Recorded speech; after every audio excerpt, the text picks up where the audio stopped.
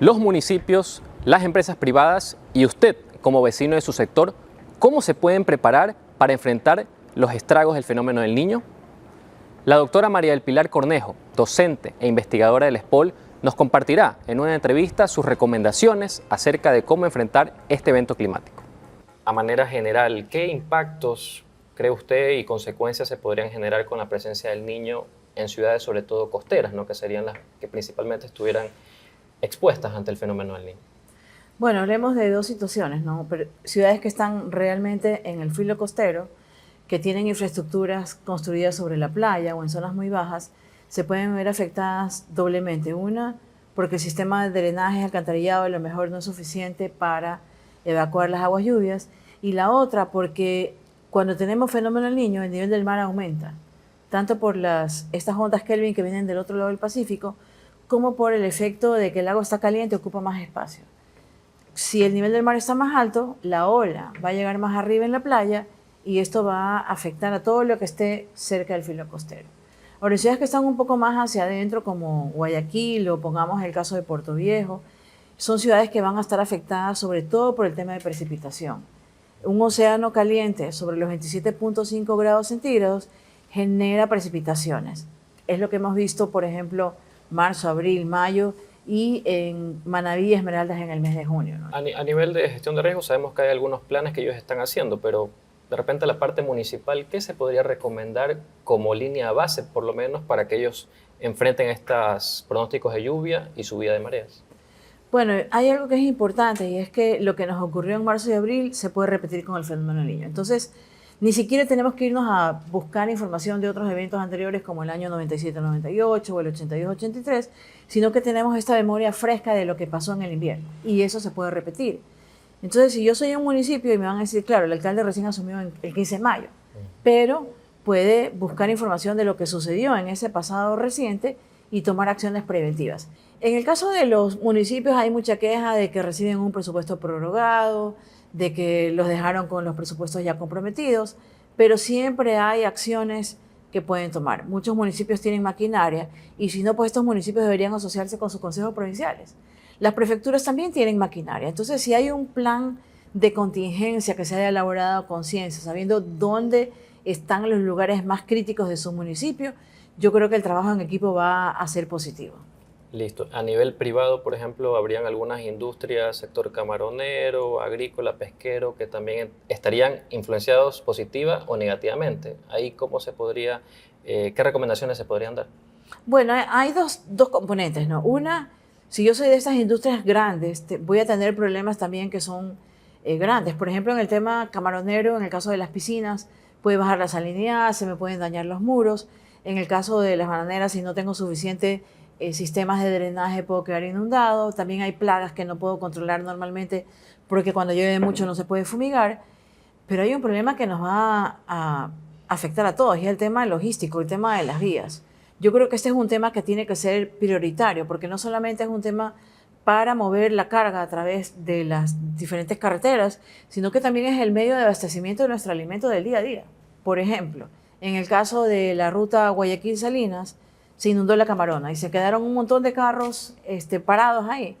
Hay una compañía que es la que tiene la concesión. Esa compañía, si ya sabe que esa zona se inunda, debería tener maquinaria presta en la zona para limpiar las palizadas que tapan los drenajes y causan esta inundación. Entonces, estas son medidas preventivas que no requieren de una inversión muy grande y que están además en las competencias de los diferentes actores. Pero también hay otro sector privado que no se toma en cuenta, el sector privado dentro de las ciudades, o sea, las empresas, los sitios del comercio. ¿Qué vamos a hacer? ¿Qué planes de contingencia tienen? Hace como 1 o 2 meses me parece que llegó una comunicación en la SPOL donde el Ministerio de Trabajo disponía que todas las instituciones públicas y privadas deberían elaborar su plan de contingencia. Yo me pregunto si lo han hecho. ¿Qué pasa si las lluvias en enero ya son sumamente fuertes? Suspendemos las clases, empezamos a dar clases más concentradas hasta diciembre o nos vamos al teletrabajo y a las clases telemáticas. Son cosas que ya deberían estar pensando. Estamos en el mes de septiembre.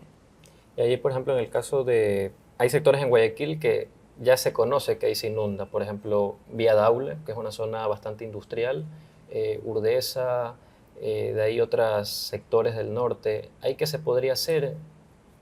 Bueno, yo creo que hay algo interesante. Nosotros estamos trabajando en este momento en un proyecto con el Programa Mundial de Alimentos que se llama Acciones Anticipatorias. O sea, ¿qué acciones yo puedo hacer antes de? Para proteger, ¿qué? Vidas y medios de vida. Entonces, si yo estoy en un barrio que yo sé que se inunda, antes no se inundaba, Samanes 1 y 2, por ejemplo, ¿por qué me inundo? Tengo un comité de gestión de riesgos en el barrio. Estamos organizados para poder enfrentar lo que se viene. Porque puede ser que yo no me inunde o que no tenga problemas, porque mi casa la hice más alta. Pero mi vecina, y si mi vecina es una adulta mayor, que vive sola. Entonces yo creo que también aquí es un tema no solamente de saber qué barrio se inunda, sino los que estamos en el barrio, qué vamos a hacer. En el caso, por ejemplo, usted hace un momento decía las industrias que están cerca del río, incluso del estero salado, a veces coinciden que sube la marea, hay lluvia torrencial y no hay desfogue. Ahí esas empresas, ¿qué podrían hacer como plan inicial, por lo menos? Bueno, yo creo que depende de la implantación de cada una de las empresas, ¿no? Y también de cuáles son sus rutas de acceso o rutas de evacuación. Y cada una deberá elaborar un plan de eso. Lo primero que hay que hacer es saber dónde estoy situado, si me inundo, a qué se debe y en cuánto tiempo ha bajado el nivel del agua en eventos anteriores, cuando dejó de llover, minutos, horas, días. Y entonces tengo que planificar y tengo más o menos como que tener así una cartita escrita de que si llueve tantas horas, me puedo inundar hacia este nivel. ¿Puedo trabajar así o no puedo trabajar? Podemos todos tener un mapa de dónde está viviendo nuestro personal. Y podemos montar ese mapa sobre el mapa de las zonas que se inundan. A nivel también, por ejemplo, usted en un encuentro que tuvieron en la SPOL hablaba algo del nivel de turbiedad, me parece. O sea, que también puede generar una afectación las lluvias, al procesamiento del agua potable para las ciudades. ¿Eso cómo podría haberse afectado y qué se podría hacer para mitigar de alguna manera ese problema?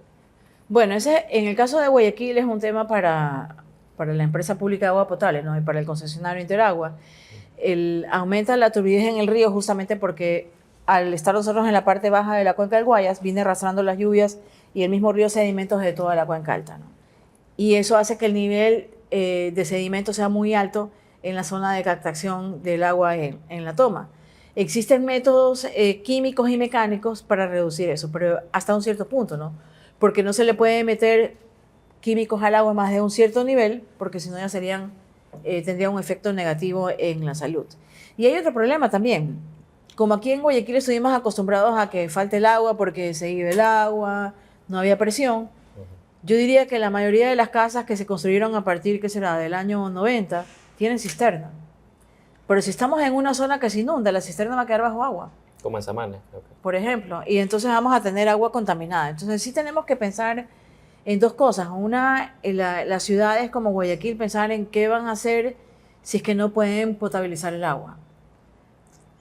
Cómo van a solucionar este problema y también casa adentro, cómo lo vamos a solucionar los usuarios.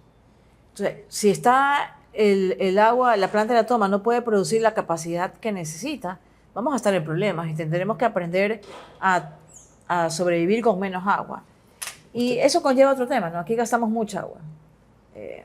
Manguera para lavar el carro, manguera para lavar el patio, manguera para lavar la vereda, cuando nosotros deberíamos estar utilizando otros medios de limpieza para no consumir tanta agua. Entonces, viene por un lado de las dos cosas, pero yo sí creo que son necesarias unas campañas previas a lo que se pueda presentar con mayor intensidad el niño. ¿Qué tan importante será la inversión que destinen los municipios para estas acciones de mitigación para luego no lamentar las pérdidas que podrían ser cuantiosas? Bueno, lo principal es que cada municipio revise el plan de desarrollo y ordenamiento territorial que dejó su antecesor. Porque en ese plan debió dejar hecho cuáles son los mapas de riesgo de su localidad. Y esos mapas de riesgo, si acaso necesitan actualización, sí, porque cambia el uso del suelo. Construye una calle, hay una acera nueva, hay unos drenajes nuevos, pero sin embargo es una línea base que me sirve para establecer dónde está el mayor riesgo en mi sector, en mi municipio, en mi prefectura. En base a los análisis que hacen los organismos internacionales y los expertos como usted, ¿cree que estos fenómenos del niño ya no van a ser de aquí, o sea, 97, 2023, sino que más recurrentes? Bueno, el niño en el siglo XX ha tenido un comportamiento diferente frente a Ecuador, pongámoslo así, porque sí hemos tenido niños, en este siglo ya hemos tenido 6. Lo que pasa es que nosotros no hemos sentido el impacto. Para los que no creen en el cambio climático, yo creo que basta revisar un poco las noticias alrededor del mundo, ¿no? Huracán que se llama tifón, ¿no? En Libia, huracán que se llama ciclón en el Pacífico, en la zona de México, hubo uno hace poco, el tema de incendios forestales, que casi que aniquiló toda una población en Hawái, incendios forestales en Canadá que llevaron una mala calidad de aire a todo el noreste de Estados Unidos, olas de calor en Europa en estos momentos. Entonces, todos estos eventos los vamos a ver con mayor frecuencia y nuestra exposición hacia ellos es cada vez más grande. En Ecuador siempre estamos enfocados en que el niño trae lluvias y otras repercusiones, inundaciones, pero también es un fenómeno que afecta a todo el mundo. En otras localidades, por ejemplo, ¿qué se suelen dar? Escuchaba que incluso hay sequías que se pueden dar en otras latitudes. Sí, el niño tiene impactos diferenciados, ¿no? Y había una historia de cómo el niño pasó de ángel a demonio. Porque el niño se llama por el niño Jesús, y el niño Jesús no es malo, ¿no? Entonces, ¿qué pasaba? Que en la época precolombina, en la época de nuestros ancestros, el niño era una bendición. ¿Por qué? Porque traía aguas más fértiles, en el océano venían otras especies diferentes de moluscos y peces, y porque además, al regar zonas con poca lluvia, como por ejemplo el norte de Perú, de donde nace el nombre, fertilizaba los terrenos y crecían vegetales y alimentos que no tenían normalmente. La diferencia era que en esa época las poblaciones podían subir a las zonas altas y dejaban que se inunden los valles, cuando el agua bajaba regresaban, ¿no? Pero ahora con títulos de propiedad, reformas agrarias y todo, eso no lo podemos hacer. Estamos encasillados en nuestro rectángulo de espacio, de territorio en las zonas rurales y urbanas y no tenemos esa opción de movilizarnos libremente. Entonces, sí hay países que sufren sequías. El nordeste de Brasil tiene sequías. En uno de los últimos eventos, no recuerdo si fue el del 2015-16, inclusive tuvieron que gastarse como $1.000 millones en llevar agua al nordeste de Brasil porque la gente no tenía agua para tomar. Entonces, sí hay países que llegan a estos extremos. ¿Y esto por qué pasa? Porque el agua en el planeta es finita. No se produce más agua. El ciclo hidrológico es la que hace que circule por todo el planeta. Entonces, si yo tengo más agua aquí en Ecuador o en Perú, se la estoy quitando a alguien. O sea, alguien no está recibiendo esa agua. Ok, para cerrar la última consulta, ¿cree que ahora estamos mejor preparados que en anteriores fenómenos del niño? El problema en este caso no es el niño solamente. No es... Uno, primero que no es la única amenaza que tenemos. Nosotros tenemos varias amenazas que concurren.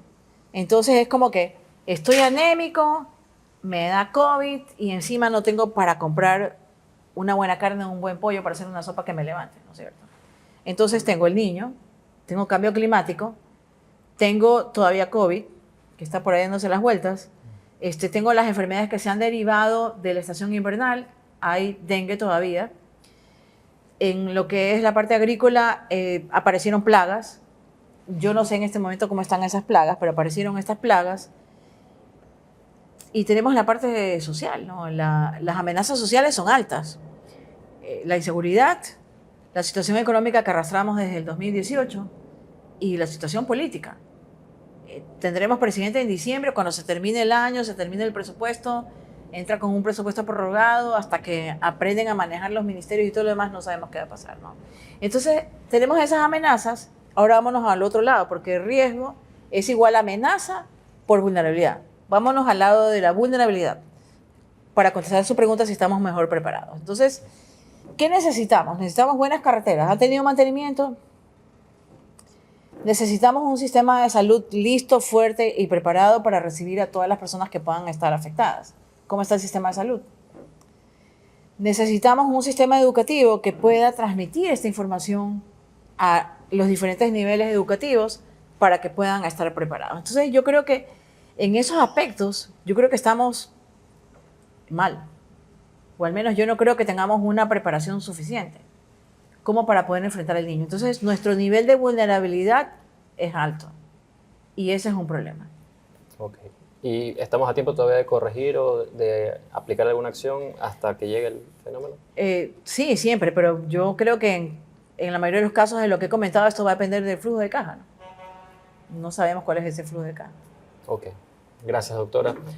Ahí hemos compartido una entrevista con la doctora María del Pilar Cornejo, profesora investigadora del SPOL. Invitamos a los usuarios del diario El Universo a seguir al tanto de más entrevistas que tendremos con especialistas que nos comparten sus conocimientos y las actualizaciones de cómo avanza este evento climático.